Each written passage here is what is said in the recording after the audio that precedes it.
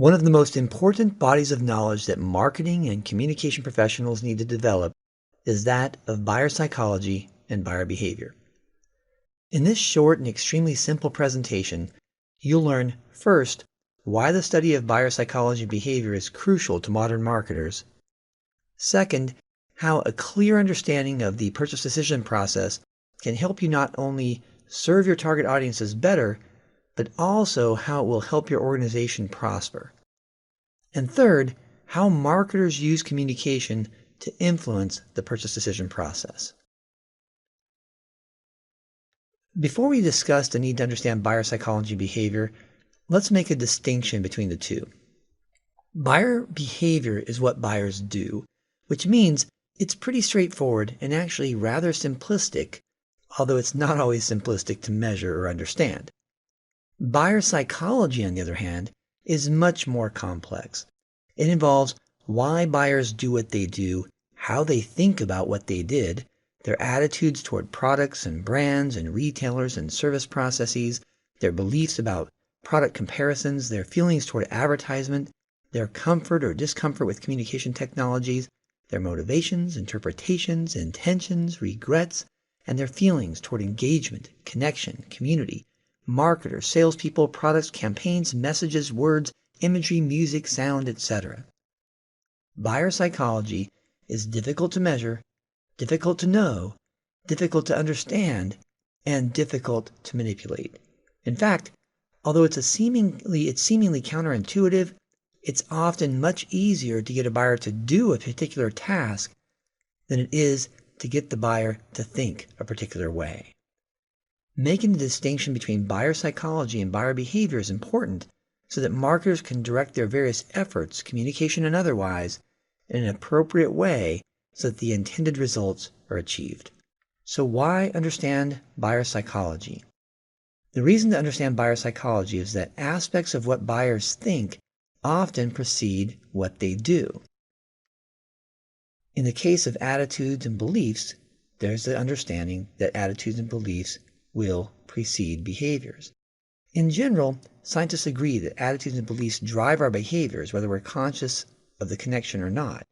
When we discuss attitudes, we can talk about the three-part view of attitude, which delineates the three parts of cognitive or fact-based attitudes, affective or emotion-based attitudes, and conative or behavior-based. Normally, unless you're a serious follower of psychologist B.F. Skinner, you'd probably focus only on the first two, cognitive and affective. Cognitive portions of attitudes are those that are based on fact or opinion regarding product attributes, features, benefits, etc. Affective portions of attitudes are based on emotions and feelings, whether positive or negative.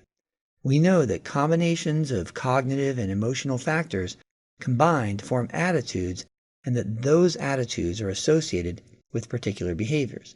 For marketers, if we can influence an attitude in a particular direction, we're more likely to be able to influence an associated behavior as well. It's hard to influence what you don't understand. If you don't understand buyer psychology, we'll be less likely to be able to influence it.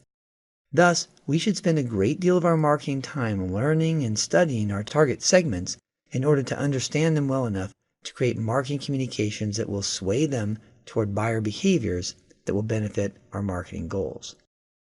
For businesses to serve their customers well and to remain viable and profitable, they need to employ marketers who understand their customers, understand what motivates those customers to buy from them instead of the competition. And after that, communication efforts can be conceptualized, designed, and created that will provide the appropriate motivation. Well, what about seller psychology and behavior? There's a strong argument that marketers also need to understand and study the seller part of the marketing exchange. How and why do your salespeople think and act the way they do? What about your marketing managers, your advertising staff, your social media coordinators? As you work to facilitate exchanges between your marketing teams and your customer base, you'll need to influence, persuade, and inform in ways that facilitate those exchanges in effective and efficient manners. You're not just influencing your customers, but you're also influencing your marketers. Well, how do marketers learn about buyer psychology? Marketers learn about buyer psychology through surveys, field experiments, focus groups, in-depth interviews, and observation. They pore over data reports, examine distributions, create interactive longitudinal graphics, and make calculations. And then they make inferences as to what insights they can pull from their efforts that will help them understand their next potential steps in trying to get the right message in the right way to the right people at the right time under the right circumstances. In other words, it's not an easy task. Let's talk for a minute about the purchase decision process. Now, oftentimes people argue whether or not it should be called the purchase decision process or the buying decision process, but you could make an argument that it really should, in its most generic terms, be called the exchange decision process, because we understand that some marketing exchanges don't really involve what people would consider to be a purchase. If you look at marketing textbooks and talk to marketing scholars and marketing industry people, they'll tell you that there are a variety of steps in this process. Some will say 3, some will say 5 or 7 or 7.5, who knows. All that matters really is that you understand the process. In our particular example, we'll use a 3-step process that has sub-steps involved in it as well. Another thing to consider is for whom this purchase decision process works. Well, it works for pretty much everyone, whether it's B2C, business to consumer, or B2B, business to business, or even C2C or C2B. In other words, there are some consumers that may create something that businesses will buy. It doesn't really matter which environment it's in. It works regardless because it's basic human behavior in making these types of decisions. So let's go through this.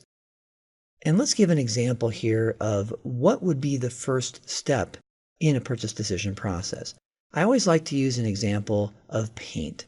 Now let's say that we're going to paint our house, and what is the first step that we would take? What's the first step in our process? If I were to ask this in a classroom, then students would say, oh, it's the color of the paint. And someone else would say, no, it's where we're going to buy that paint. Another would say, no, it's the square footage, the area that we'll need to cover so we'll know how much paint to buy. Well, there's a step that happens before all of that. And that step is called need or desire recognition.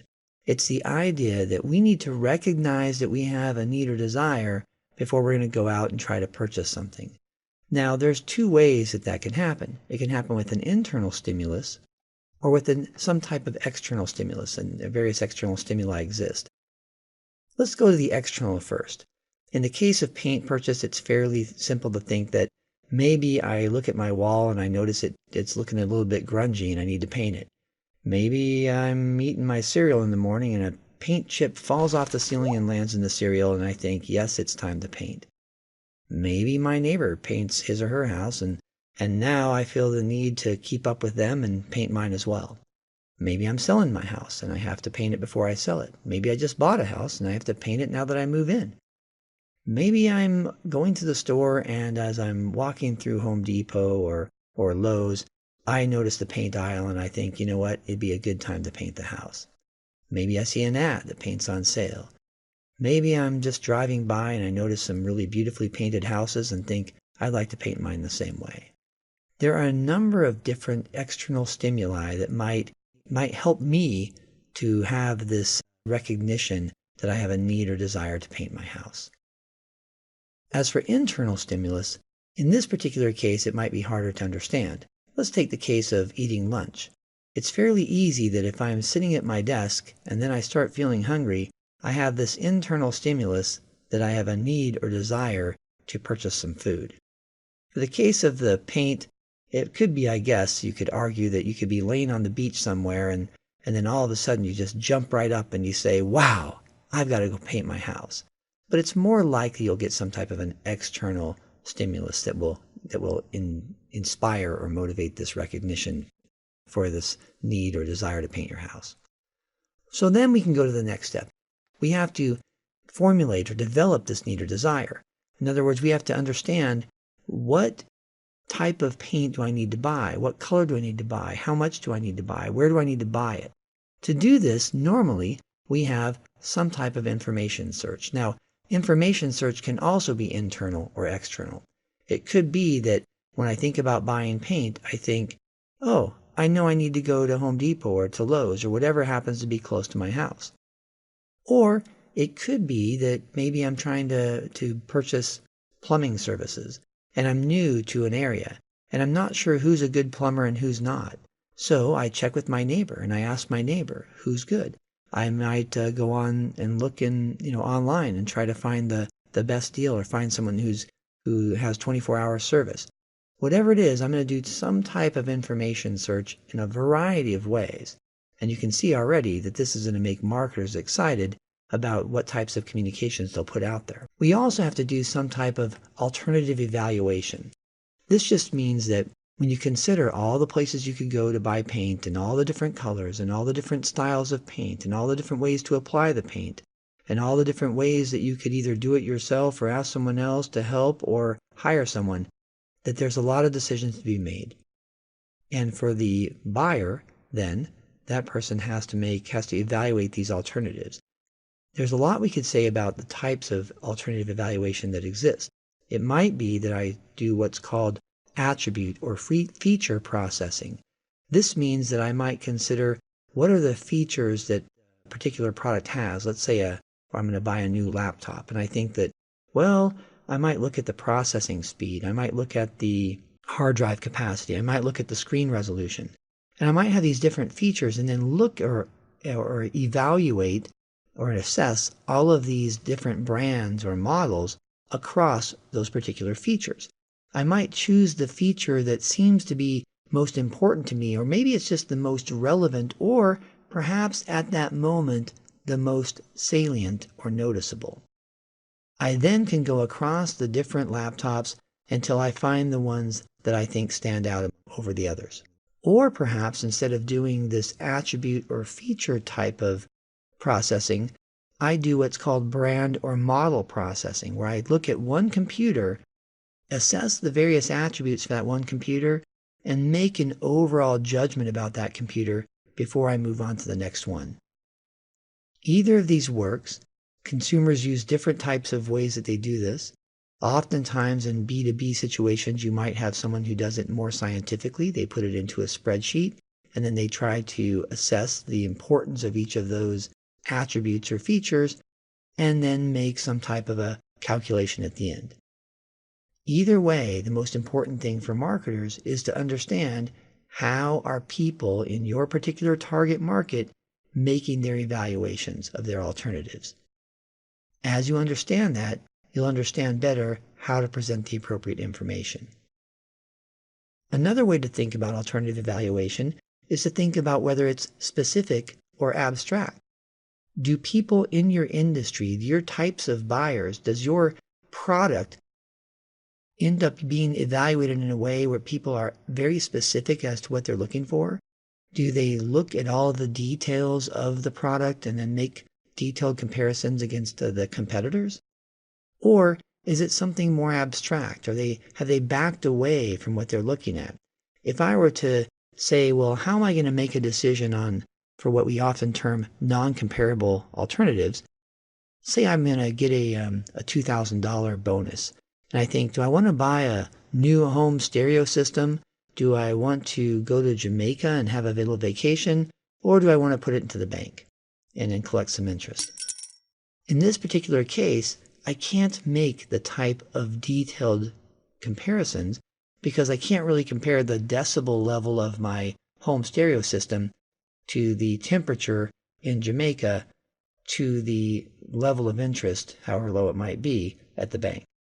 More likely, I'm going to have to back away from this and have an evaluation of perhaps overall satisfaction or overall value to me, or if I was an economist, I might say overall utility of those three choices.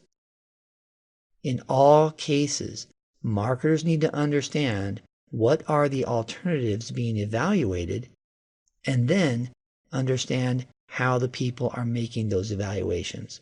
Without that, marketers cannot make the right decision as far as what communications to provide to these particular or to these prospective customers.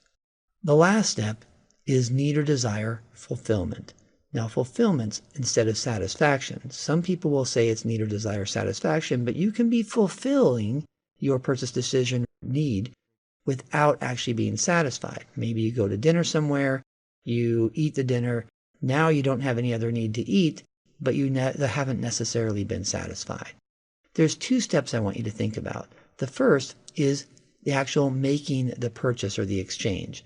So that's our first step perhaps, and it doesn't mean that we always make the exchange or purchase before we actually consume the item. It could be in a restaurant or getting a haircut that you actually have the service performed or you eat the food prior to actually finalizing the purchase.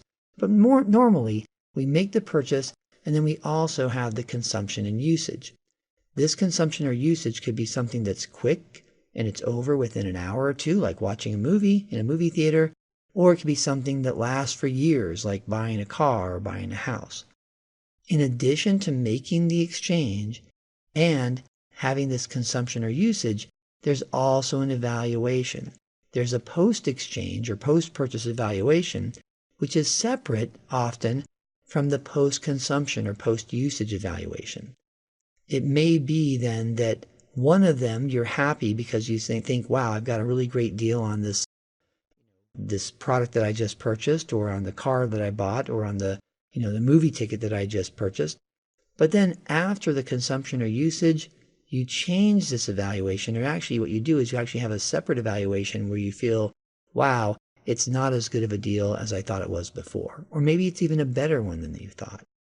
As we go through this purchase decision process, you can apply this to B2B, B2C, to all types of purchases in all types of industries. In every case, there must be a recognition of a need or desire. There must be some type of formulation or development of that need or desire, no matter how fast it happens. And then also, hopefully in our case, then we'll have some type of fulfillment of that need or desire and a purchase will be made. And there'll be post-purchase and post-consumption or usage evaluations. It's important for us to understand as marketers how marketers can influence the purchase decision process.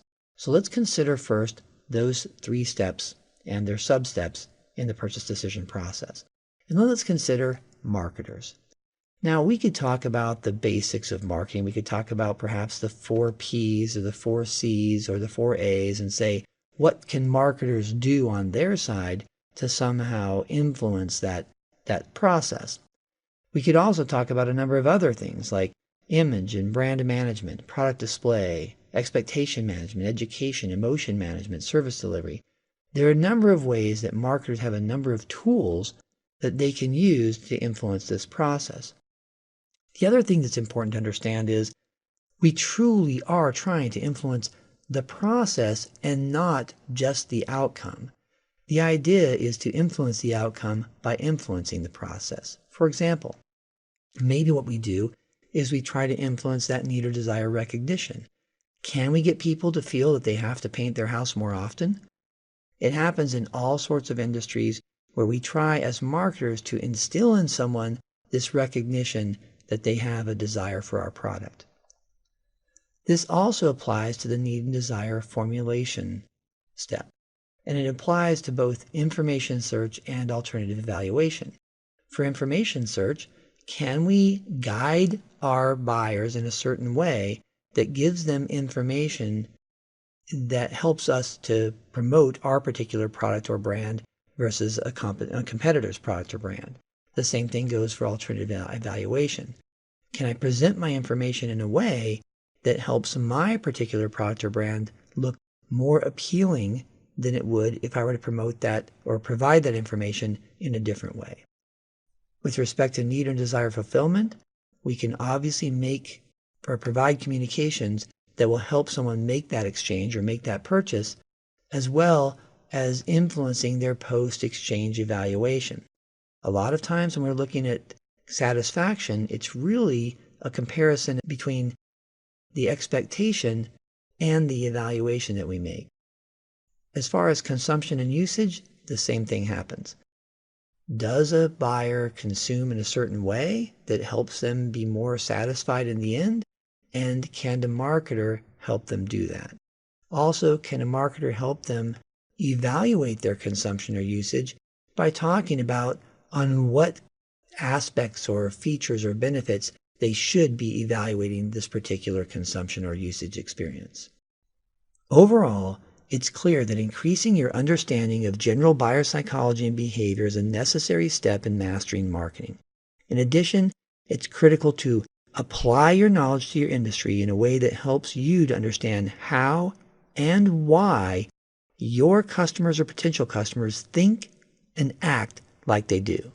Finally, you need to take your understanding and put it into action by using it to develop insights that will help guide you to conceptualize, design, and create marketing communications that will nudge or guide or even straight out convince your customers to think and act in ways that benefit them and hopefully benefit your organization as well.